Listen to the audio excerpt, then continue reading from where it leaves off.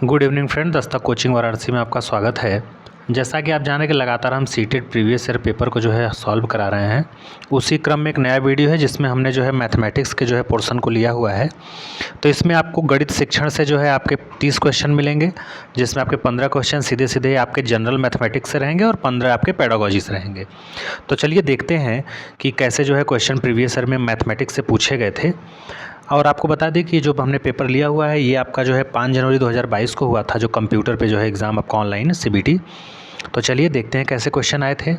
देखिए, हमारा पहला क्वेश्चन जो है वो सीधे सीधे पूछ रहा है कि 19,995 जो है प्राप्त करने के लिए, माने आपको चाहिए कितना, 19,995 प्राप्त करने के लिए 9,599, 5,995 और 9,995 के योग में से क्या घटाना होगा। अर्थात इनका योग पहले करेंगे। जब इनका योग करेंगे तो आप देखेंगे कि टोटल आपका कितना आएगा। तो आपका आ जाएगा टोटल जो है, इसको जब आप कैलकुलेट करेंगे तो 25,589 आ जाएगा।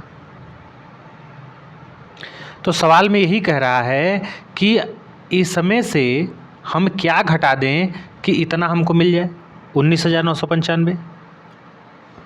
तो मैं अगर आपसे ये कहूँ कि हमको ये बताइए कि मान लीजिए आपको 5 चाहिए, 5 प्राप्त करने के लिए हमें जो है 1, 5, 7 के योग में से क्या घटाना होगा। अगर मैं सिंपल सवाल लिख दूं आपको, तो 5 आपको चाहिए और आपको 1, 5, 7 के योग में से कितना घटाना होगा। तो पहले योग कर लेंगे, तो 5 1 6, 6 6 12 1 13 आएगा। तो 13 में से क्या घटाएंगे आप कि आपको 5 मिलेगा। तो कहेंगे कि सर इसके पता लगाने के लिए हम सीधे सीधे 5 ही को क्यों ना 13 में से घटा दें, तो 8 आ जाएगा। तो इसी प्रकार से इसमें भी करना है। तो हमको 25,589 में से क्या घटा दें कि हमको जो है 19,995 मिल जाए। तो सीधे सीधे हम क्या करेंगे, इसी में से 19,995 क्या करेंगे, घटा देंगे आप सीधे सीधे। तो आप देखेंगे घटाने के बाद जो है जो आपका आएगा वो आएगा 5,594। और ये किस ऑप्शन में दिख रहा है, तो बी ऑप्शन में ये आपका दिख रहा है। तो राइट आंसर क्या हो जाएगा, ये हो जाएगा। दूसरा क्वेश्चन देखिए, कह रहा है कि निम्नलिखित में से कौन संख्या 55,55,555 है। अर्थात सब 5 5 5 होना चाहिए। तो ये सीधे सीधे आप पढ़ेंगे तो देखेंगे यही है, क्योंकि इकाई, दहाई, सैकड़ा, हज़ार, 10,000, लाख, 10 लाख। तो 55,55,555 आपका यही हो जाएगा। कितना सिंपल है। नेक्स्ट कह रहा है, कुसुम अपने मित्रों के साथ शाम को तब खेलने जाती है जब घड़ी की दोनों सुइयां क्या हैं, 6 पर होती हैं। अर्थात सपोज दैट कोई घड़ी है और घड़ी की जो दोनों सुइयां हैं, आपको पता है कि यहाँ पे 3, ये 9, ये 12 और ये 6 होता है। तो शाम के टाइम जब वो घूमने जाते, दोनों घड़ी की जो सुइयां होती हैं अर्थात घंटे और मिनट की, वो इसी पे रहती हैं, माने घंटा और मिनट। तो लगभग 6:30 बजे का समय आप बता सकते हैं। इस समय को एक 24 घंटे वाली घड़ी में क्या पढ़ा जाएगा। तो अगर 24, जैसे आप जानते हैं कि रेलवे का जो टाइम होता है वो 24 घंटे का होता है। तो रात को 12 बजे के बाद जैसे ही 1 बजता है तो वहाँ से गिनती 1 की शुरू होती है, 2 3 4 5 ऐसा चलता रहता है। फिर जब आप देखेंगे कि शाम का 4 5 6 ऐसे होगा, फिर धीरे धीरे क्या होगा, आपका 12 आ जाएगा। तो फिर 12 के बाद 13 14 शुरू हो जाता है। सुबह से शाम तक क्या होता है आपका, तो ऐसे चलता रहता है भाई। सुबह का 1 बजा, फिर दोपहर का 1 बजेगा भाई, 1 2 3 4 ऐसे बजते बजते दोपहर का 1 बजेगा। तो जब दोपहर का 1 बजेगा तो दोपहर के 12 बजे के बाद वो 13 14 शुरू होने लगता है। तो सीधे सीधे आप देखेंगे इसमें, तो सीधे हम इसमें क्या करेंगे, 12 घंटे ऐड कर देंगे। तो 6:30 में 12 घंटे ऐड करेंगे अगर आप सीधे सीधे, तो कितना हो जाएगा, 12 6 18 30 हो जाएगा। तो हमारा राइट आंसर क्या हो जाएगा, इसमें दिया है सी। नेक्स्ट क्वेश्चन देखते हैं। कह रहा है कि भिन्नों, आपको फ्रैक्शन दिया है 3/15 7/12 का योग पूछा है सीधे सीधे। तो भाई आप कर देंगे 3/15 अधन 7/12। भाई इसका आप एलसीएम ले सकते हैं 60, 15 चौका 60 तो 12 हो जाएगा। अब 12 × 5 = 60, तो 35 हो जाएगा। तो ये 5 2 7 और 3 1 4, 47 बटा कितना हो जाएगा, 60 हो जाएगा। यही आपका क्या हो जाएगा आंसर।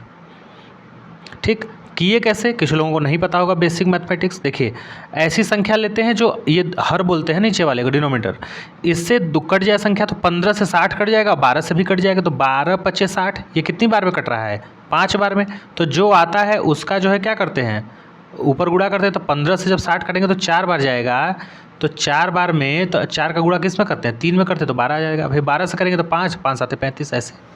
ठीक, तो 47 बटा 60 देखिए कहाँ दिया है, ऑप्शन बी में दिया है 34 के। नेक्स्ट क्वेश्चन देखिए फटाफट।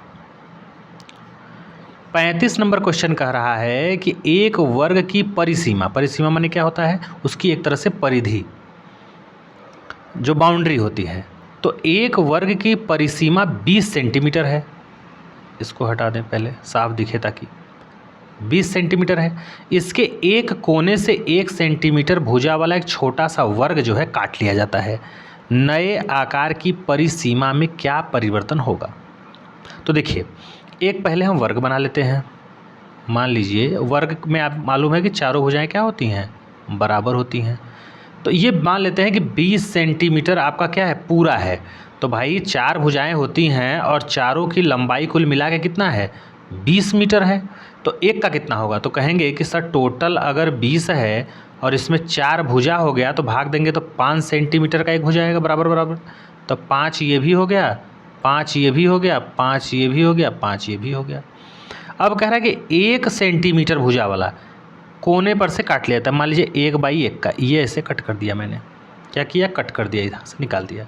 1/1 का, एक ये भी है, एक ये भी है, इतना आप कट करके क्या कर दिए, निकाल दिए 1/1 का। तो पूछ रहा है कि उसके परिसीमा में कितना परिवर्तन हुआ। तो एक बात बताइए, ये 5 तो सेम रहेगा, ये भी 5 सेम रहेगा, तो ये 10 तो है ही। अब देखिए यहाँ ये पूरा 5 था, इसमें से 1 काट लिए तो यहाँ पे 4 बचा, और यहाँ पे भी आप 1 काट लिए तो 4 बचा। तो 4 और 4 ये 8 हो गया इधर। ठीक है, तो 18 तो ऐसे ही हो गया। अब देखिए जब आपका ऐसे जब कट करेंगे तो कुछ इस प्रकार से हो जाएगा, होगा कि नहीं होगा बताइए, क्योंकि ये इतना तो आप काट दिए हैं। तो ये पूरा 4 है, ये भी 4 है, तो ये 1 है और ये 1 है, तो 1 1 कितना हो जाएगा, 2 और हो जाएगा, तो 18 2 20, अर्थात कोई परिवर्तन नहीं हुआ। 20 जैसे पहले था वैसे अब भी है। समझ में आया कि नहीं। देखिए मैं फिर से बता दे रहा हूँ, जैसे सपोज दैट ये आपका क्या है, 20 सेंटीमीटर टोटल लंबाई है इसकी, और आपको पता है कि वर्ग है, तो वर्ग में चारों भुजाएं बराबर होती हैं। तो अगर पूरा मिला के 20 है और 4 भुजाएं हैं तो हर भुजा कितनी की होगी, तो कहेंगे सर 5 5 का होगा, 5 ये 5 ये 5 ये 5 ये। ठीक, अब देखिए इसमें कह रहा है कि इसमें से 1/1 का जो है हम वर्गाकार जो है इसमें से एक आकृति काट लेते हैं। देखिए 1/1 का ये कट कर दिए इतना। ठीक है, जब आप कट करके निकाल देंगे ये आकृति जो है इतना, तो आप एक बात बताइए, ये 5 तो रहेगा ही, ये जो है ये 5 रहेगा ही, ये भी 5 रहेगा, ये कितना हो जाएगा, 1 तो कट गया इतना, तो ये 4 हो जाएगा, ये भी 4 हो जाएगा। लेकिन अब बाउंड्री इधर से आ जाएगी ना, इसे बताइए, अब तो बाउंड्री टेढ़ी होगी थोड़ा सा कोने पे, ऐसे इस साइड से आएगी, तो क्या ये लंबाई नहीं ऐड होगा ये दोनों। तो ये वर्गाकार जब काटे थे तो एक ये भी था, एक ये भी था, एक ये भी, एक भी, तो एक ये 2 मिल गया कि नहीं मिल गया। तो 5 5 10 और 4 14, 4 18 2 20, तो सीधे सीधे क्या हो गया आपका 20 हो गया। तो देखिए 20 पहले भी था अब भी। तो इसमें कह रहा है कि नए आकार की परिसीमा वर्ग की परिसीमा 2 सेंटीमीटर कम हो गई, नहीं। 4 सेंटीमीटर कम हो गई, नहीं। नए आकार की परिसीमा वर्ग की परिसीमा के क्या है, बराबर होगी, ये सही है। ये 2 सेंटीमीटर अधिक होगी, ये भी नहीं है। तो सी ऑप्शन क्या हो जाएगा हमारा 35 का सही हो जाएगा। अब देखिए नेक्स्ट क्वेश्चन हमारा कह रहा है कि 5 विद्यार्थी अपनी पेंसिल की लंबाइयों को जो है क्या करते हैं, स्केल्स की मदद से मापते हैं, जिसके परिणाम निम्न है। 15.5 सेंटीमीटर का है एक पहला, दूसरा 12 सेंटीमीटर का है, तीसरा 11.8, चौथा 9.7 और पाँचवा जो है आपका कितना है 7 सेंटीमीटर का। औसत पूछा है, तो देखिए एवरेज बराबर होता है, औसत बराबर होता है पदों का योग अब बटे पदों की संख्या। ठीक है। कहने के बाद जिस चीज़ का आपसे एवरेज पूछे, जैसे मान लीजिए आपसे पूछे कि आप पहले दिन 2 रोटी खाते हैं, दूसरे दिन 3 रोटी खाते हैं, फिर 4 रोटी खाते हैं, फिर उसके बाद 5 रोटी खाते हैं, ठीक। तो ये बताइए कि आप जो है एक अनुमान बताइए कि डेली कितना खाते हैं, तो औसत वही ना निकलता है। या 2 3 4 5 का आपसे औसत पूछे तो क्या करेंगे, इन संख्याओं को क्या करेंगे आप जोड़ देंगे, किसको किसको, 2 3 4 5, और जो जोड़ने पे आएगा उसको भाग किससे लगाएंगे, जितना संख्या दिया, जैसे एक संख्या ये है, 2 3 4, 4 संख्या है, 4 से भाग लगा देंगे। तो 5 4 9 और 9 3 12 और 2 14, तो 14/4 यही भाग लगा देंगे, जो आएगा आपका आंसर होगा। तो उसी प्रकार से इसको भी करना है, इसका औसत पूछा है इनका, तो क्या करेंगे आप सीधे सीधे इनकी लंबाइयों को क्या करेंगे, जोड़ देंगे। और कितने हैं लंबाई, 1 लंबाई, 2 लंबाई, 3 लंबाई, 4 1 5, तो 5 से क्या करेंगे आप भाग लगा देंगे कुल के योग में, सबके योग में।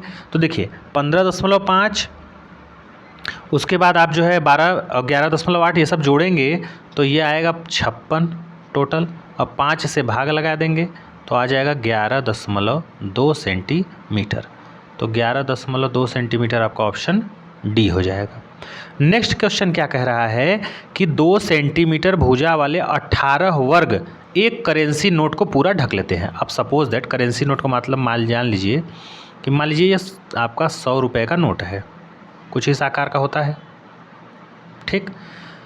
तो कह रहा है कि 2 सेंटीमीटर भुजा वाले 18 वर्ग, कहने का मतलब कि जब आप छोटा छोटा टुकड़ा, मान लीजिए ऐसा ऐसा कई टुकड़ा मिला के जब नज़दीक नज़दीक रखेंगे तो इसके ऊपर जो है ऐसे ऐसे 2-2 सेंटीमीटर का, तो ऐसे 18 नोट लग रहे हैं। कितने, 18 स्क्वायर लग रहे हैं इस नोट को ढकने में। कहने का मतलब कोई नोट है, इसको ढकने में 18 जो है स्क्वायर लग रहे हैं वर्ग, और जो वर्ग लग रहा है उसकी एक भुजा की लंबाई कितनी, 2 सेंटीमीटर। तो कह रहा है ऐसे अगर 3 नोट ढकने हों, ठीक है, 3 नोट, तो कितने वर्ग लगेंगे भाई, एक नोट ऐसे ढकने में 18 लग रहे हैं, तो 3 में 18 54, सीधे सीधे आपका डी हो जाएगा। नेक्स्ट क्वेश्चन की तरफ चल रहे हैं। चतुर्भुज को पहचानिए। मेरी 2 सममित रेखाएं हैं, 2 सिमेट्री लाइन है, मेरे सभी कोण 90 डिग्री के हैं। अब देखिए चतुर्भुज किसे कहेंगे, तो भैया चतुर्भुज की सीधी सीधी परिभाषा है कि 4 भुजाओं से घिरी हुई बंद आकृति को हम चतुर्भुज कहते हैं। अब हम ये कह रहे हैं कि चतुर्भुज ठीक है, 4 बंद आकृति, तो ये भी हो गई एक 4 बंद आकृति, तो वर्ग भी हो गया।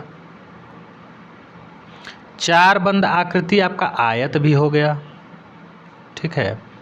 4 बंद आकृति आपका जो है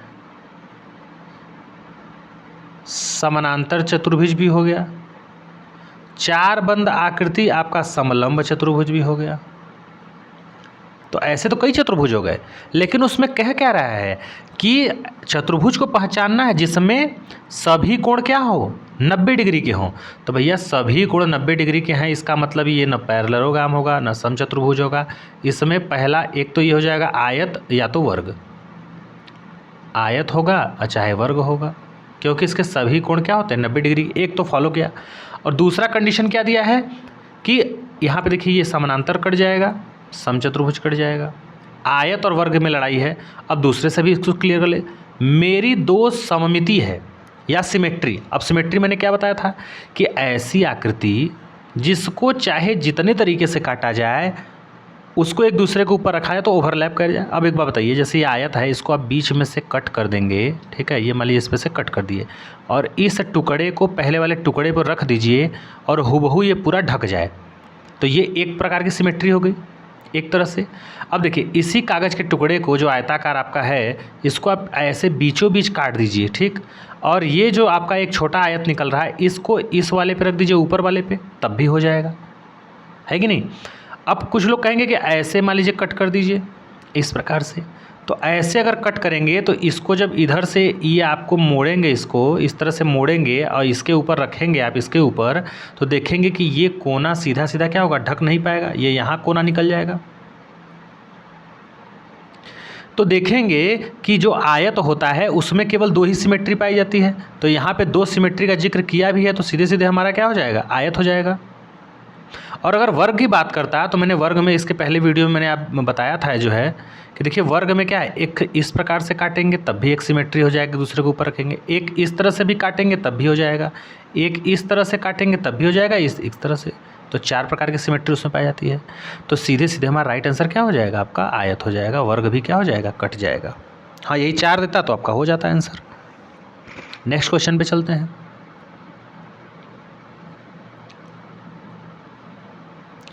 देखिए कह रहा है अगला क्वेश्चन हमारा कि 4 कलर दिए गए हैं, कौन कौन से हैं, नीला है, पीला है, इसको सही कर दें पहले, एक सेकंड रुकिएगा। हाँ देखिए नीला है, पीला है, काला है, सफ़ेद है। अब देखिए 4 रंग हैं, 4 रंग के क्या हैं, कमीजें हैं, 1 2 3 और मान लीजिए 4 ऐसे। ये आपका नीला, ये आपका पीला, काला और सफ़ेद। ठीक, कह रहा है कि 4 रंग के जो है आपके कोई कपड़ा है, शर्ट हो गया, पैंट हो गया, कोई भी चीज़ हो गया, जैकेट हो गया, मान लीजिए 4 कलर के हैं। कौन कौन सा 4 कलर आपको दिया गया है, नीला, पीला, काला और सफ़ेद। कह रहा है कि जो कि 5, 10, 12 और 15 के पैकेटों में उपलब्ध है। कहने का मतलब ये है कि अगर ये 5 पैकेट रहेगा नीला वाला, तो पीला वाला कितना रहेगा, 10 पैकेट रहेगा, काला वाला कितना रहेगा, 12 पैकेट रहेगा, और सफ़ेद वाला 15 पैकेट, इस रेशियो में। तो कह रहा है कि अगर किसी दुकानदार को चारों रंग की कमीज़ें खरीदनी हो, ठीक है, और समान संख्या में खरीदनी हो, तो कम से कम संख्या क्या होगी। देखिए न्यूनतम जहाँ भी पूछे तो आप तुरंत एलसीएम निकाला करिए। तो आप क्या करेंगे, 5, 10, 12 और 15 का क्या करेंगे, लघुत्तम समापवर्त निकाल देंगे।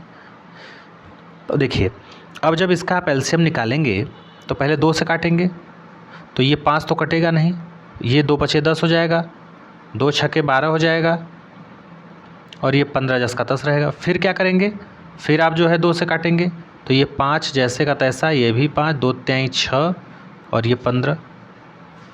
फिर आप मान लीजिए 3 से काट दीजिए, तब 5 5 1 और 3 पचे 15। फिर 5 से काटिए, 5 एक कम 5 5 5। तो आप देखेंगे कि इसका एलसीएम जो आएगा वो आएगा सीधे सीधे आपका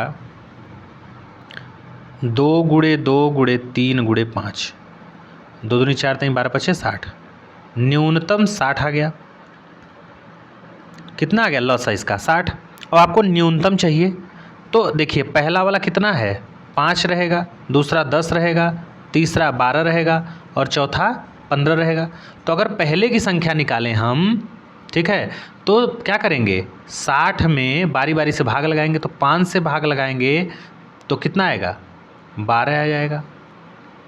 अब देखिए फिर 60 में 10 से लगाएंगे तो 6 आ जाएगा कमीज। फिर तीसरा है आपका 12, तो ये 5 आ जाएगा कमीज। और फिर 60 में 15 से भाग लगाएंगे तो 4 आ जाएगा। तो 12 6 5 4, 12 6 5 4 आपका ऑप्शन सी में दिख रहा है आपका। नेक्स्ट क्वेश्चन देखिए क्या कह रहा है कि रेणुका ने तय किया कि वह रस्सी और कील की मदद से मैदान पर एक क्या बनाएगी, वृत्त बनाएगी। सो क्वेश्चन को थोड़ा सा ऊपर कर लेते हैं, और अब सही है। अब देखिए रेणुका क्या करती है, तय करती है कि रस्सी और कील की मदद से मैदान पे क्या बनाएगी, वृत्त बनाएगी। सपोज दैट एक कील को क्या करेगी, इसे यहाँ गाड़ लेगी और एक रस्सी ले लेगी लंबी सी, और इससे क्या बनाएगी, एक वृत्त बनाएगी ऐसे, ठीक। उसने एक पतली रस्सी ली और दोनों सिरों को एक एक कील से क्या किया, बांध दिया। फिर अपने एक मित्र की मदद से क्या किया, वृत्त बनाया। दी गई परिस्थिति में कौन सा कथन सही है। जो प्रयोग की गई रस्सी की लंबाई है, ये आपकी लंबाई है, उस वृत्त की जीवा के लंबाई के बराबर है। अब देखिए जीवा क्या है, तो देखिए अगर कोई वृत्त है तो वृत्त का एक केंद्र होता है, और केंद्र से जो परिधि की दूरी होती है वो त्रिज्या कहलाती है। और वृत्त में किन्हीं 2 बिंदुओं को जो मिलाने वाली रेखा होती है वो जीवा होती है। जैसे मान लीजिए यहाँ से यहाँ एक पॉइंट, यहाँ पे ये जीवा हो गया। और जो वृत्त के केंद्र से होकर जीवा जाती है उसे व्यास कहते हैं। क्या कहते हैं? व्यास कहते हैं। और जो व्यास होता है वो त्रिज्या का क्या होता है? दूना होता है। अर्थात जो त्रिज्या है वो व्यास की क्या होती है? आधी होती है। ये आपको पता होना चाहिए। तो कह रहा है कि प्रयोग में जो की गई रस्सी है, अर्थात जो रस्सी की लंबाई है उसे त्रिज्या ही मानेंगे। क्या करेंगे? त्रिज्या आर उस वृत्त की जीवा की लंबाई के क्या बराबर है? तो ये बात तो सही नहीं है। दूसरा क्या कह रहा है? प्रयोग की गई रस्सी की लंबाई उस वृत्त के व्यास की लंबाई के बराबर है। ये भी नहीं है। प्रयोग की गई रस्सी की लंबाई उस वृत्त की त्रिज्या की लंबाई के बराबर है। ये बात सही है। मैंने पहले ही बताया कि क्या है, रेडियस का काम करेगा। और क्या कह रहा है? प्रयोग की गई रस्सी की लंबाई उस वृत्त की परिधि के बराबर है। ये भी बात गलत हो जाएगा। ठीक, तो ऑप्शन सी क्या हो जाएगा? राइट हो जाएगा। नेक्स्ट क्वेश्चन कह रहा है कि इतने किलोग्राम चीनी से इतने किलोग्राम के कुल कितने पैकेट बनाए जा सकते हैं? अब जैसे मैं ये कहूँ कि 10 किलोग्राम एक बोरे में चीनी रखा है और इसको छोटा छोटा पैकेट में आपको चीनी भर के बेचना है 1-1 किलो का, तो ऐसे कितने पैकेट बनाने पड़ेंगे? तो कहेंगे भैया 1 किलो का एक पैकेट बनाना है और हमारे पास पूरा बोरे में 10 किलो है चीनी, तो ऐसे 10 पैकेट बनाने पड़ेंगे। तो वही तो इसमें तो कैसे आया? आप पूरे में छोटे पैकेट से भाग लगा दीजिए। तो यहाँ पे क्या हो जाएगा? 51 सही 2/3 में आप 3/4 से क्या करेंगे? भाग लगा दीजिए। तो इसको जब हल करेंगे 51 सही जो है आपका जो 2/3 है, तो ये सीधे सीधे 155/3 हो जाएगा और ये ऊपर चला जाएगा 4/3 ऐसे हो जाएगा। अब इसी को आप हल कर दीजिए तो ये हो जाएगा आपका 155, तो ये 620/9 हो जाएगा। इसको जब आप हल करेंगे भाग लगाएंगे तो 68.9 आएगा। तो इसमें लगभग आएगा, लगभग 68 पैकेट देखिए यहाँ पे दिया है। ठीक है, इसके नज़दीक अगर 69 रहता तो उसको भी कर देते, लेकिन दोनों दिया नहीं है, दूर दूर दिया है, तो 68 हमारा क्या हो जाएगा? राइट आंसर हो जाएगा। नेक्स्ट क्वेश्चन की तरफ चलते हैं। नेक्स्ट क्वेश्चन हमारा कह रहा है कि कौन सा कथन सही है? निम्नलिखित में से कौन सा कथन सही है?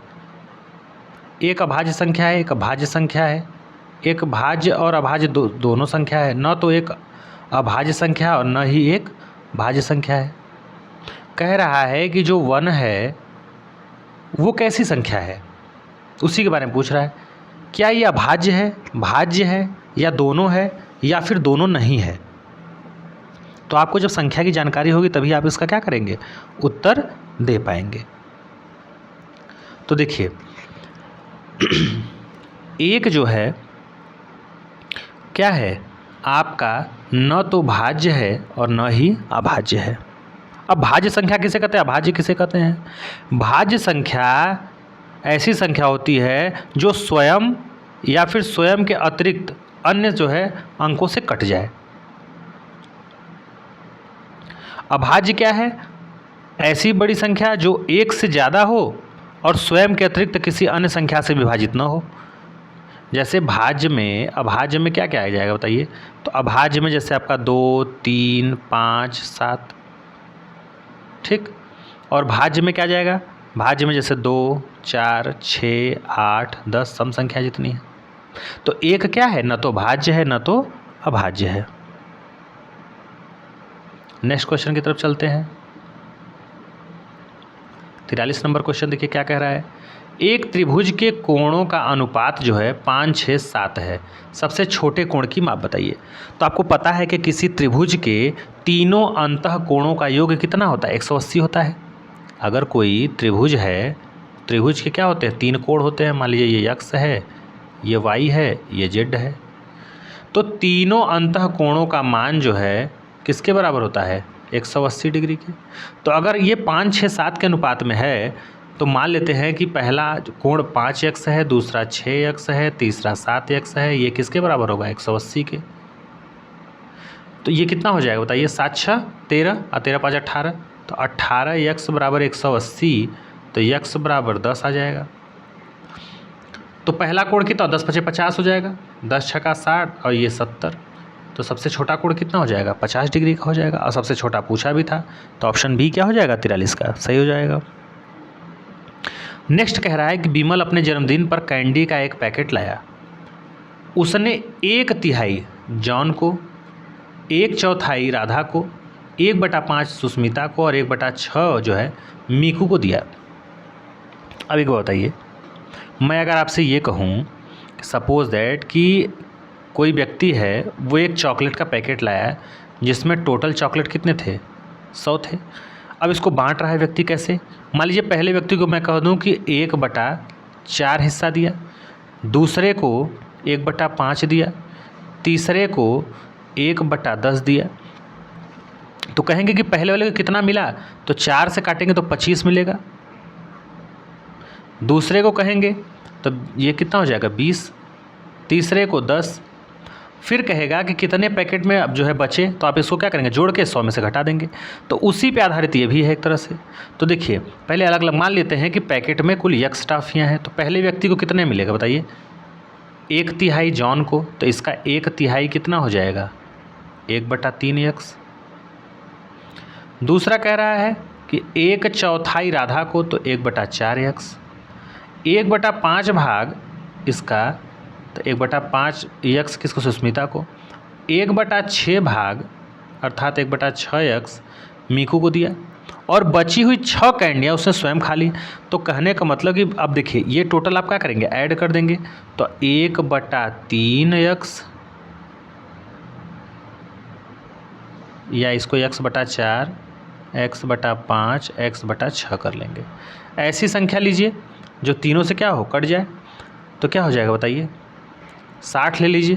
देखिए 60 कट रहा है तो 3 से 20 बार में कट जाएगा, तो 20x, 15x, 12x और 10x। अब इसको आप क्या करेंगे, टोटल जोड़ देंगे। तो जब जोड़ देंगे तो अब कितना आएगा, आपका आ जाएगा 360 बराबर 60x माइनस 57x। ये टोटल जोड़ेंगे तो कितना आ जाएगा, 57x/60। ये इतना आ गया 57x/60 पूरा जोड़ने पे, ठीक है। अब देखिए ये तो इतना जो है दिया है और बचा कितना है, 6 टॉफ़ी बचा है, 6 कैंडी। अब बताइए कि अब देखेंगे शेष बचा कितना, तो यक्स कुल था, इसमें से इतना निकाल लीजिए। तो 60x माइनस 57x/60, तो 3x/60 बराबर कितना, 6। तो ये कितना हो जाएगा आपका 20, 20 छका 120 सीधे सीधे। तो आंसर क्या हो जाएगा, 120 टॉफ़ी टोटल। ऑप्शन बी आ जाएगा।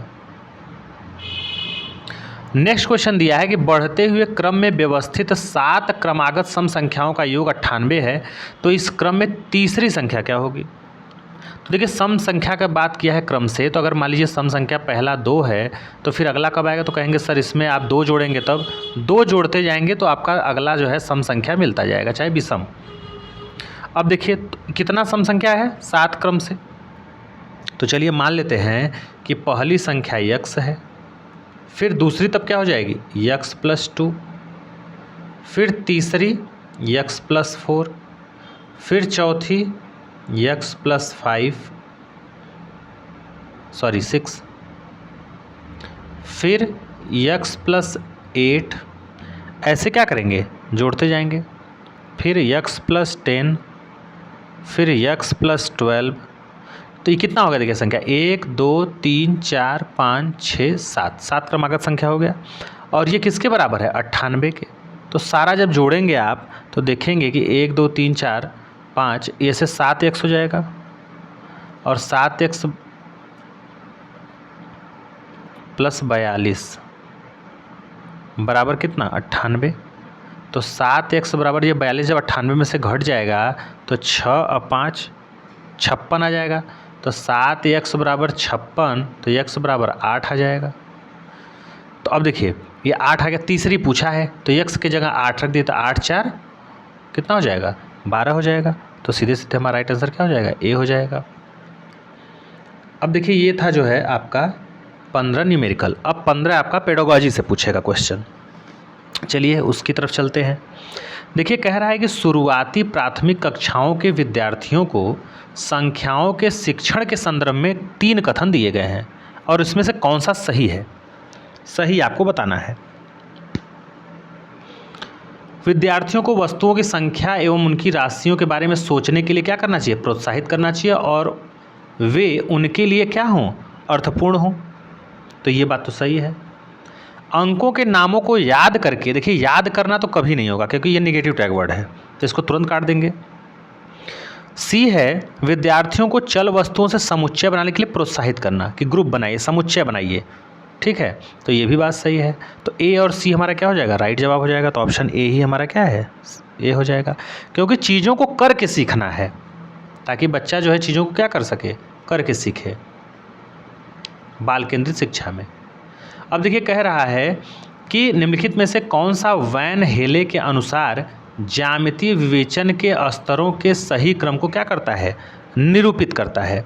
अब देखिए जो बच्चे वैन हेले को पढ़े होंगे वही इसका क्या करेंगे, आंसर दे पाएंगे, और जो नहीं पढ़े होंगे वो इसका आंसर क्या करेंगे, नहीं दे पाएंगे। तो चलिए आपको ले चलते हैं वैन हेले के बारे में, थोड़ा सा बताते हैं आपको कि वैन हेले क्या है। चलिए आपको समझाते हैं। देखिए वैन हेले के बारे में, देखिए जो वैन हेले हैं,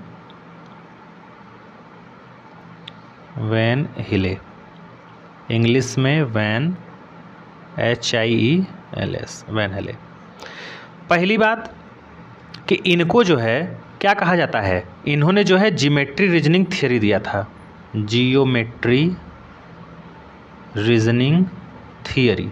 ठीक, अब इनका मानना था कि बच्चे जो है ये कहते थे कि बच्चे जो है ज्यामिति कैसे सीखते हैं, ज्योमेट्री। तो इन्होंने बताया था कि इसमें 5 स्टेज होते हैं जिसके अंतर्गत बच्चे क्या करते हैं, सीखते हैं। तो सबसे बड़ी चीज़ है कि जो ज्योमेट्री होती है, जो ज्यामिति होता है, उसी के बारे में इन्होंने अपना क्या दिया था, एक थियरी दिया था।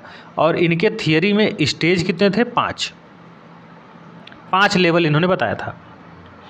अगर इनके 5 लेवल की बात की जाए तो पहला जो लेवल है आपका लेवल 1, ठीक है, जिसको 0 कहते हैं। पहला लेवल को क्या कहते हैं, 0 कहते हैं, या इसको लेवल 0 कहिए। ठीक, मिटा दूं इसको पहले, 1 मिनट।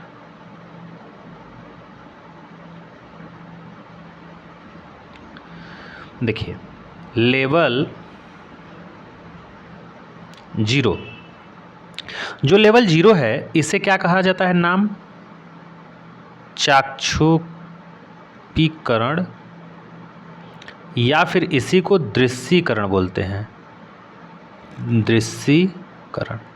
अब दृश्यकरण में दृश्य माने देखना, ठीक है, इसको इंग्लिश में विजुअलाइजेशन कहते हैं, विजुअलाइजेशन। ठीक है, विजुअलाइजेशन पहला हो गया। लेवल 1 की बात करें, लेवल 1 का पहले नाम बता रहा हूँ आपको क्योंकि वहीं से क्वेश्चन आपका देखिए पूछा है। लेवल 1 को एनालिसिस बोलते हैं इंग्लिश में, एनालिसिस करना। इसको हिंदी में विश्लेषण कहते हैं।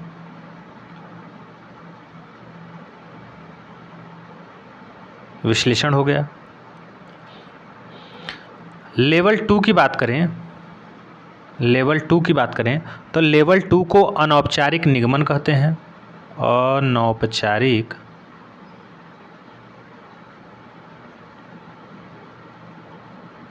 अनौपचारिक निगमन, या फिर संबंध पहचानना, संबंध पहचानना। ये हर एग्ज़ाम में जो है आपके इसमें सीटेट के मिलेगा आपको, इम्पॉर्टेंट है, ऐसा नहीं कि इम्पॉर्टेंट नहीं है। संबंध पहचानना। अब संबंध की बात आई तो इसको इंग्लिश में हम बोलते हैं रिलेशनशिप। क्या बोलते हैं, रिलेशनशिप्स। ठीक, इंग्लिश में हो गया इसका नाम। लेवल 3 की बात करें तो लेवल 3 में आता है फॉर्मल या फिर डिडक्शन, जिसको औपचारिक बोलते हैं निगमन। औपचारिक निगमन, औपचारिक निगमन है जिसको हम फॉर्मल या फिर डिडक्शन, फॉर्मल डिडक्शन कहते हैं। ठीक, अब लेवल 4 है लास्ट, लेवल 4। देखिए लेवल 4 में क्या है, इसे स्वयं सिद्धि या दृढ़ता बोलते हैं, स्वयं सिद्धि या फिर दृढ़ता। इंग्लिश में इसको जो है रिगर या फिर एक्जियोमेटिक कहते हैं। अब कहेंगे सर आप तो बोलते 5 स्टेज 5 लेवल, तो देखिए ये 5 लेवल हो गया आपका, क्योंकि 0 से स्टार्ट हुआ था। ये पहला लेवल 1 2 3 4 ये 5 हो गए। तो इनका क्रम पूछता है। तो देखिए पहला क्रम है दृश्यीकरण या चक्षुईकरण, विजुलाइजेशन, विश्लेषण, फिर संबंध तीसरे में है अर्थात लेवल 2 में है, ऐसे औपचारिक, फिर स्वयं सिद्धि या फिर दृढ़ता। अब देखिए इन्होंने कहा क्या था। इन्होंने ये कहा था पहले लेवल में, जो कि आपका 0 लेवल से शुरू होता है, इन्होंने कहा था कि जो बच्चा होता है वह पहले चीज़ों को देखता है, क्या करता है, वस्तुओं को देखता है और उनकी अपने दिमाग में इमेज बनाता है, नामकरण करता है। जैसे ये पहले त्रिभुज हो गया या फिर चतुर्भुज हो गया या फिर आयत हो गया, तो इसको बच्चा पहले क्या करेगा, विजुलाइज करेगा, देखेगा उन चीज़ों को। जैसे मान लीजिए समोसा बना है, समोसा भी तिकोना बना है, तो वो आकारों को पहले देखता है, फिर देखने के बाद ज्यामिति में फिर विश्लेषण करता है दूसरे लेवल में, अर्थात लेवल 1 में, दूसरे स्टेज में क्या करता है, आकार को उसके गुणों के आधार पे क्या करता है, वर्गीकृत करता है कि अच्छा ये ऐसे है तो ये त्रिभुज होगा, ये ऐसे है तो ये आयत होगा, ऐसे है जिसकी चारों भुजाएं लगभग देखने में एक जैसी लग रही तो ये वर्ग होगा। माने पहले में चित्रों को केवल विजुलाइज करता है, देखता है, और दूसरे स्टेज में वो क्या करता है लेवल 1 में कि चीज़ों को क्या करता है, वो उसके गुणों के आधार पर, गुण क्या हैं कि इसकी ये भुजा ये भुजा ये भुजा ये चारों क्या है, बराबर है तो वर्ग हो गया, ये इसकी आमने सामने की भुजाएं बराबर हैं तो ये आयत हो गया। तो ये इसका प्रॉपर्टी है, प्रॉपर्टी के आधार पे जो है अलग करने लगता है बच्चा, वर्ग और आयत में जो है अंतर देखने लगता है, क्योंकि उसको गुणों की जानकारी हो जाती है। अब तीसरा जो आपका जो रिलेशनशिप है, संबंध है, जो स्टेज 3 है और लेवल 2 है अनौपचारिक निगमन में, इसमें क्या होता है कि बच्चा आकृतियों के बीच संबंध बनाने लगता है। अब कहेंगे संबंध का क्या मतलब है, जैसे अगर ये वर्ग है तो बच्चा सोचेगा कि इसको थोड़ा सा अगर हम और बढ़ा दें तो ये आयत बन जाएगा, क्या बन जाएगा, आयत। या फिर ये अगर आपका आयत है इसको कट कर देंगे बीच में से तो ये वर्ग बन जाएगा। तो ये सब चीज़ें करने लगता है, रिलेशन समझने लगता है बच्चा। किस में, स्टेज आपका 3 में और लेवल 2 में। 4 में क्या है, स्टेज में और लेवल 3 में, इसमें क्या होता है कि बच्चा जो है फार्मूला वगैरह ढूंढने लगता है, क्योंकि उसको गुणों का अंतर तो पहले से ही मालूम चल जाता है, स्थितियों के बीच वो अंतर कर लेता है। जैसे कि ये जो है आपका क्या है, आयत है, तो इसकी ये लंबाई और चौड़ाई हो गई, तो इसका सूत्र क्षेत्रफल का क्या हो जाएगा, लंबाई गुणे चौड़ाई। इस प्रकार से वर्ग है तो वर्ग की चारों भुजाएं बराबर हैं तो इसका क्षेत्रफल क्या हो जाएगा, भुजा का वर्ग चाहे a²। तो ये फार्मूला करने लगता है, निगमन माने नियमों को, चूँकि नियमों की उसकी जानकारी हो जाती है। और लास्ट जो स्वयं सिद्धि या फिर दृढ़ता है, इसमें क्या करता है कि बच्चा जो है क्या करता है, अपने ज्यामितीय चिंतन के अनुसार खुद से चीज़ें बनाने लगता है, अर्थात ज्यामिति को गणित के रूप में क्या करता है, समझने लगता है। तो ये था जो है वैन हेले का क्या आपका इसमें। तो इसी चीज़ को आपको क्या करना था, लास्ट में क्या है, सिद्धि है, दृढ़ता है या एक्जियोमेटिक है। शुरू में देखिए विजुअलाइज करेगा, विश्लेषण करेगा, पहचानेगा, जो संबंध स्थापित करेगा, फिर नियम है, फिर आपके दृढ़ता है। तो चलिए देखते हैं क्वेश्चन की तरफ। क्वेश्चन हमारा क्या पूछा था। अब देखिए इतना जानने के बाद आसानी से आप इसको जो है क्रम में साथ देखिए, दृश्यीकरण है, विजुलाइजेशन है, तो विजुलाइजेशन से स्टार्ट होगा, रिलेशन से ये स्टार्ट है तो काट देंगे, ये देखिए विजुलाइजेशन से स्टार्ट है, ये भी है। और एक्जियोम जो है आपका क्या था, लास्ट में था, तो ये एक ठो है मिल रहा है, एक ठो ये भी मिल रहा है, ये भी मिल रहा है। अब देखिए रिलेशनशिप, रिलेशनशिप तीसरे स्टेज में है, तो ये भी आपका क्या हो जाएगा, कट हो जाएगा। देखिए विजुलाइजेशन, फिर एनालिसिस, रिलेशनशिप, फिर रिकॉग्निशन और फिर डिडक्शन है आपका। तो आप देखेंगे इस प्रकार से कि जो 47 है उसका ऑप्शन सी क्या हो जाएगा, हमारा सही हो जाएगा। दृश्यीकरण देखेगा बच्चा, विश्लेषण करेगा, फिर उसमें संबंध देखेगा, फिर नियम बनाएगा, उसके जो है फिर स्वयं सिद्ध अर्थात फार्मूले वगैरह नियम में। नेक्स्ट क्वेश्चन देखिए क्या है,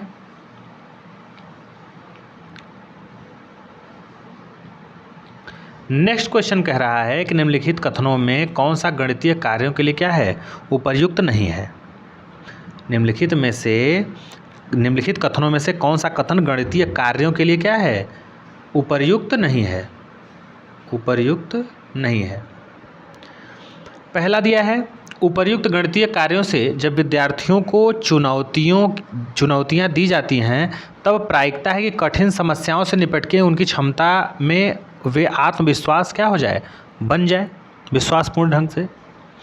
तो देखिए इसमें पूछा है आपसे क्वेश्चन कि गणितीय कार्यों के लिए उपयुक्त नहीं है, बाकी 3 हैं उपर्युक्त, लेकिन एक नहीं होना चाहिए गणित के लिए खास करके।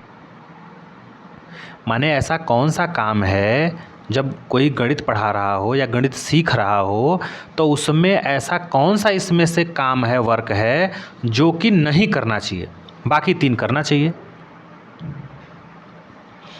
तो अब इसमें कह रहा है कि उपर्युक्त गणितीय कार्यों से जब विद्यार्थियों को चुनौती दी जाती है तब प्रायिकता है, माने संभावना है कि कठिन समस्याओं से निपटने की उनकी क्षमता में वे आत्मविश्वासपूर्ण बन जाएं। तो ये देखिए सही है, लेकिन हमको नेगेटिव चाहिए। नेक्स्ट है कि अगर गणितीय कार्य कठिन है तो वह विद्यार्थियों को व्यस्त नहीं रख सकता। ये सही बात है इसमें, तो नेगेटिव यही पूछा है, नहीं रख सकता है, तो ये एक हो गया। फिर तीसरा है इसमें कि गणितीय कार्यों को विद्यार्थियों को स्वायत्त अधिगमकर्ता बनने के लिए क्या करता है, प्रोत्साहित करता है, सही बात है। गणितीय कार्यों को समस्या को हल करने के लिए वैकल्पिक मार्गों के अन्वेषण के लिए लचीलापन उपलब्ध। अन्वेषण भी क्या है, एक प्रकार से पॉजिटिव टैग वर्ड है, तो ये भी सही है, लेकिन हमको नेगेटिव चाहिए, तो ऑप्शन क्या हो जाएगा, बी हो जाएगा। विद्यार्थियों को व्यस्त या संलग्न नहीं रखना है आपको। नेक्स्ट क्वेश्चन देखिए हमारा क्या कह रहा है, 49 नंबर, ऊपर कर लेते हैं इसको।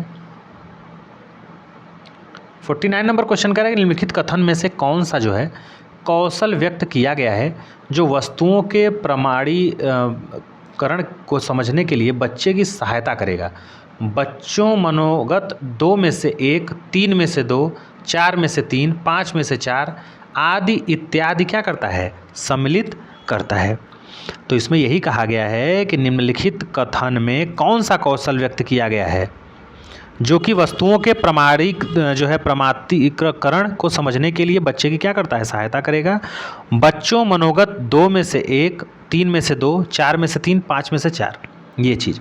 तो ये सीधे सीधे जो आप कह रहा है इसमें कि 3 में से 2, 4 में से 3 ऐसे जो बता रहा है, तो ये सीधे सीधे क्या हो जाएगा, पदानुक्रमिक समावेशन हो जाएगा। ये आपका हो जाएगा पदानुक्रमिक समावेशन हो जाएगा। नेक्स्ट क्वेश्चन देखिए क्या कर रहा है, प्राथमिक गणित कक्षा में भिन्नों की अवधारणा परिचय के लिए किस रणनीति का अति उपयुक्त होगा, कौन सी रणनीति।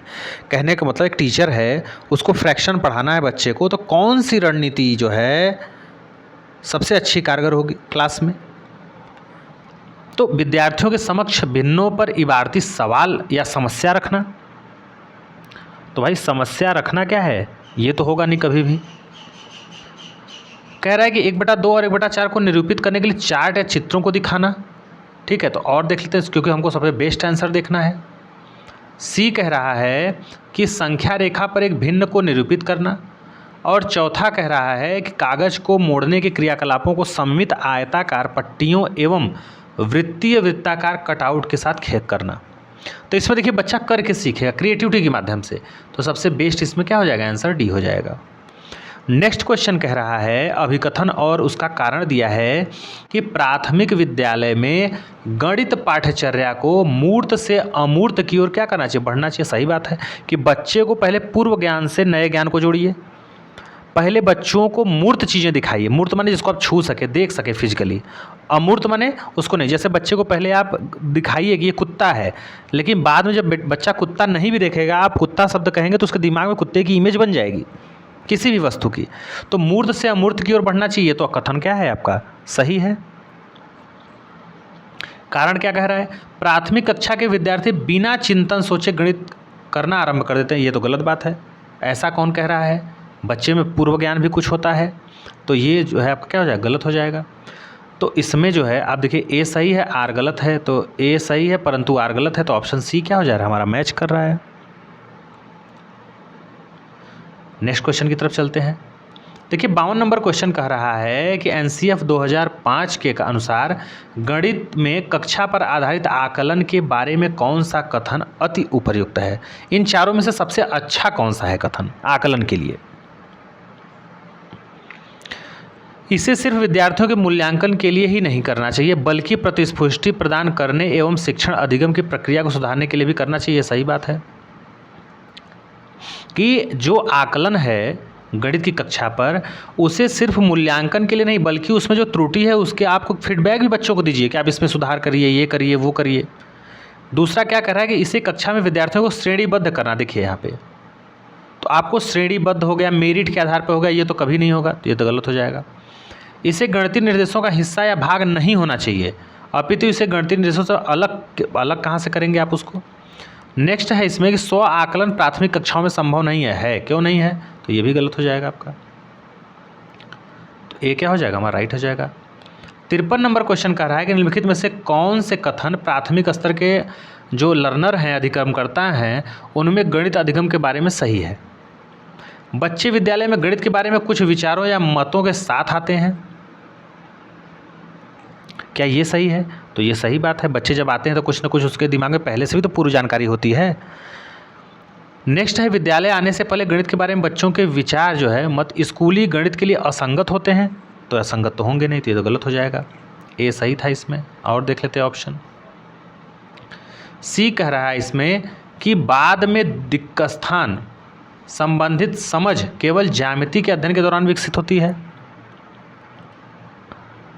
अब इसका क्या मतलब है, तो ये जो है आपका क्या हो जाएगा, ये भी गलत हो जाएगा केवल क्योंकि शब्द लगा है इसमें। देखिए लास्ट कह रहा है कि प्राथमिक कक्षाओं के बच्चे अपने परिवेश में आकृतियों को पहचानने में सक्षम होते हैं, ये तो सही बात है भाई। प्राथमिक कक्षा के जो बच्चे होते हैं छोटे लेवल के, क्या वो आसपास के आकृतियों को नहीं पहचानते हैं। साइकिल है तो साइकिल का जो रिंग है वो सर्कल के आकार का है, गोला है, तो ये सब चीज़ें तो पहचान लेते हैं। तो बी और सी गलत था, ए और डी जो है आपका क्या था उसमें सही था आपका। तो ऑप्शन में ए और डी इसमें देखिए दिख नहीं रहा है कहीं, यहाँ पे डी मान लीजिए कर लीजिए, इंग्लिश वाला देखिए यहाँ पे सही है टाइपिंग, तो ए और डी क्या हो जाएगा हमारा राइट आंसर हो जाएगा। नेक्स्ट क्या कह रहा है कि राष्ट्रीय पाठचर्या रूपरेखा 2005 के अनुसार गणित पाठचर्या का महत्वपूर्ण लक्षण या रूपक है, इसे महत्वाकांक्षी एवं सुसंगत होना चाहिए, ये सही बात है। इसे क्रियाकलाप गतिविधि पर केंद्रित होना चाहिए, करके सीखने पे, ये भी बात सही है। इसमें अधिक संख्या में योगात्मक आकलन को नहीं सम्मिलित करना चाहिए। और क्या है, इसे समय बोध से अधिक क्रिया विधियों और सूत्रों के आधार पर बल देना चाहिए। सूत्र की कोई बात नहीं है, करके सीखने पे बात है जो इसमें। तो ए और बी क्या हो जाएंगे हमारा सही हो जाएंगे। दो निकल के आ रहे हैं, ऑप्शन देखते हैं ए और बी। तो इस प्रकार से देखिए इसमें सी दिया है ऑप्शन, तो सी राइट हो जाएगा। नेक्स्ट क्वेश्चन देखिए क्या कह रहा है 55 नंबर कि गणित में विद्यार्थी केंद्रित कक्षा का मतलब जो कि क्या हो, बालक केंद्रित हो, उपयुक्त उदाहरण है अभ्यास के लिए कक्षा में प्रत्येक विद्यार्थी को अनेक प्रश्न उपलब्ध कराना। क्या ये है अति उपयुक्त जो है बालक केंद्रित के लिए, विद्यार्थी केंद्रित के लिए प्रश्न उपलब्ध कराना, अवेलेबल कराइए प्रश्न कई प्रकार के। या फिर शिक्षक प्रत्येक विद्यार्थी को श्यामपट्ट पे समस्या को हल करने के लिए कह रहा है, ये है। अब देखिए, या फिर शिक्षक विद्यार्थी को निजी या व्यक्तिगत अनुभव से उनकी गणितीय समझ के निर्माण हेतु कक्षा में विद्यार्थियों के साथ क्या रहता है, व्यस्त रहता है, अर्थात दोनों मिल के सीखते हैं, स्टूडेंट और टीचर। तो ये तो इसमें सबसे बेस्ट है। शिक्षक श्यामपट्ट पर समस्या को हल कर रहा है और विद्यार्थी कलन विधि समझा रहे हैं, तो ये भी क्या हो जाएगा, गलत हो जाएगा। सबसे बेस्ट क्या हो जाएगा, ऑप्शन सी हो जाएगा। नेक्स्ट क्या है देखिए 56 नंबर कह रहा है कि निम्नलिखित में से कौन से प्राथमिक कक्षाओं की गणित पाठ्यपुस्तक के बारे में अति उपयुक्त है। पाठ्यपुस्तक में दी गई समस्याओं के समाधानों को नीचे देख लेते हैं क्या लिखा है। समाधानों को केवल विशेष युक्तियों के ज्ञान तक सीमित होना चाहिए। तो देखिए, जब केवल शब्द लगा केवल ज्ञान तक सीमित, तो ये ऑटोमेटिक पहला तो गलत हो जाएगा। दूसरा क्या कह रहा है, पाठ्यपुस्तकों में जो भाषा उपयोग की गई है वो विद्यार्थियों की रोज़मर्रा भाषा से क्या है, बहुत अलग नहीं होनी चाहिए। अगर यही नहीं रहता अगर नहीं रहता तो गलत हो जाता, अलग होनी चाहिए तो गलत हो जाता। अर्थात बच्चों के जो रोज़मर्रा जो मातृभाषा यूज करते हैं उससे ही जुड़ा होना चाहिए, तो ये बात सही है। पुस्तकों में कहानी और दूसरे वृत्तांत सम्मिलित नहीं होने चाहिए, बल्कि अभ्यास के लिए अनेक प्रश्नों को सम्मिलित करना चाहिए, तो ये भी बात क्या हो जाएगा आपका, गलत हो जाएगा। कहानी के साथ साथ अन्य वृत्तांत को भी क्या करना चाहिए, कविता है, ये सब चीज़ों के माध्यम से बच्चे अलग अलग चीज़ों से सीखते हैं, तो केवल बी हो जाएगा, ऑप्शन सी हो जाएगा। नेक्स्ट क्वेश्चन देखिए क्या कह रहा है, 57 नंबर। 57 नंबर क्वेश्चन कह रहा है कि निम्नलिखित में से कौन सा गणित के शिक्षण एवं अधिगम की प्रक्रिया से संबंधित नहीं है। अमूर्तन, अन्वेषण, इप्तमीकरण, रटकर याद करना। तो देखिए आपको सीधे सीधे है कि रटकर याद करने पे जो है एनसीएफ बल नहीं देता, तो सीधे सीधे यही क्या हो जाएगा, निगेटिव टैग वर्ड है। नेक्स्ट है निम्नलिखित में से कौन सा पोल्या के समस्या समाधान के प्रतिरूप मॉडल का चरण नहीं है। अब आप जानते होंगे कि जॉर्ज जो पोल्या थे उन्होंने क्या दिया था, उन्होंने गणित शिक्षण और अधिगम प्रक्रिया के बारे में कुछ सुझाव दिए थे, तो उसमें उनका जो चरण है वो कौन सा नहीं है। तो उन्होंने कुल 6 चरण दिए थे। उन 6 चरण में जैसे आपका दिया था अमूर्तन दिया थे, अन्वेषण था, ऑप्टिमाइजेशन था, समस्या समाधान था, अनुमान और सन्निकटता था, प्रतिरूपों का उपयोग आदि था। तो इसमें से कौन सा नहीं है, तो देखिए समस्या को समझना ये तो है, कलन विधि को याद करना ये भी है, योजना की युक्ति निकालना है, पुनः जांचना जो है इसमें नहीं सम्मिलित था।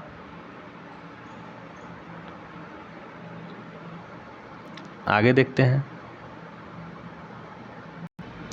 तो इसमें आपका देखेंगे समस्या को समझना, कलन विधि को याद करना, योजना की युक्ति निकालना और पुनः जांचना। तो इसमें जब इनका कुल चरण देखेंगे तो इन्होंने जो है क्या किया था, कई चरण इन्होंने दिया था। समस्या को समझना ये तो है ही आपका, कलन विधि को याद करना ये नहीं है शायद, योजना की युक्ति निकालना, योजना बनाना ये है इनका, पुनः जांचना, प्रतिस्पुष्टि तो ये है आपका। तो इसमें जो है आपका जो राइट आंसर हो जाएगा वो हो जाएगा कलन विधि वाला बी। नेक्स्ट देखते हैं,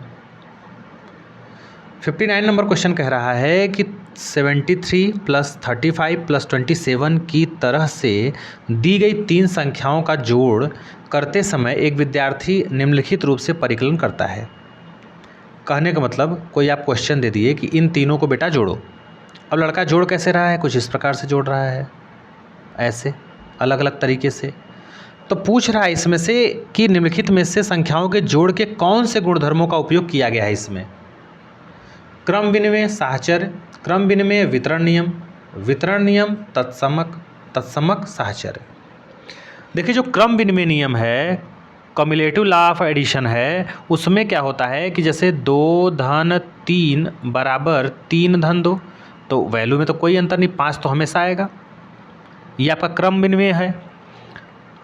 साहचर्य में क्या है कि साहचर्य में जैसे मान लीजिए 2 धन 3 अधन 4 है, ठीक, तो 2 धन फिर 3 और 4, तो इससे भी कोई फर्क नहीं पड़ेगा, वैल्यू सेम आएगा, ठीक है।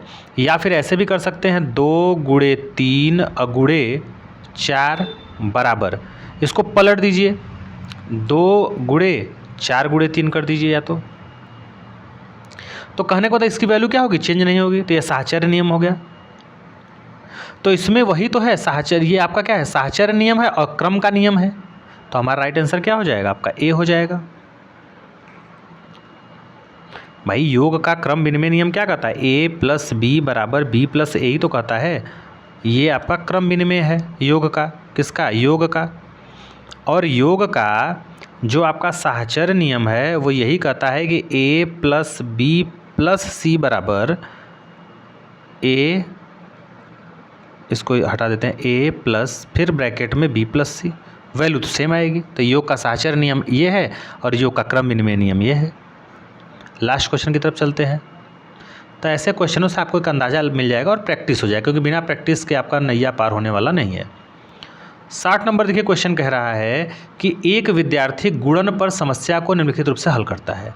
अब देखिए दिया है 35 में 23 जो है जोड़ने के लिए, और ये कर क्या रहा है, 75 लिख दिया है, किसमें, गुणन करने के लिए दिया है कि गुणा करिए। तो 75 कैसे आया, तो ऐसे कर दिया, 5 3 या 15, एक हाथ में आया कैरी और 3 2 6 एक साथ, ऐसे कर दिया है। तो आखिर में इस बच्चे में दोष क्या है, किस चीज़ का इसको ज्ञान नहीं है। विद्यार्थी 10 तक के पहाड़ों को पुनः स्मरण करने में क्या है, असमर्थ है, क्या ऐसा है, तो ऐसा नहीं है। विद्यार्थी ने योग की कलन विधि को गुणन में अति विस्तारित कर दिया है, ये बात सही है कि योग की विधि को इसको जोड़ के लिखना था लेकिन इसने गुणा कर दिया, तो ये आपका ऑप्शन सही हो जाएगा। और देखते हैं, विद्यार्थी योग की कलन विधि नहीं जानता है, योग की विधि तो जानता है, तो ये क्या हो जाएगा आपका, हट जाएगा। विद्यार्थी संख्याओं को गुणा करते समय संख्याओं का पुनः समूहीकरण कराने क्या है, असमर्थ है। ठीक है, तो इसमें क्या हो जाएगा, सबसे सही जवाब हो जाएगा ऑप्शन बी हो जाएगा। तो ये थे 30 क्वेश्चन मैथमेटिक्स के जो है, जिसमें आप देखिए 15 पेडागॉजी था, 15 आपका जो है जनरल मैथमेटिक्स था। तो अगर आपको ये वीडियो पसंद आए तो प्लीज़ लाइक शेयर सब्सक्राइब करना मत भूलिएगा। मिलते हैं नेक्स्ट वीडियो में किसी नए टॉपिक के साथ, तब तक के लिए थैंक यू।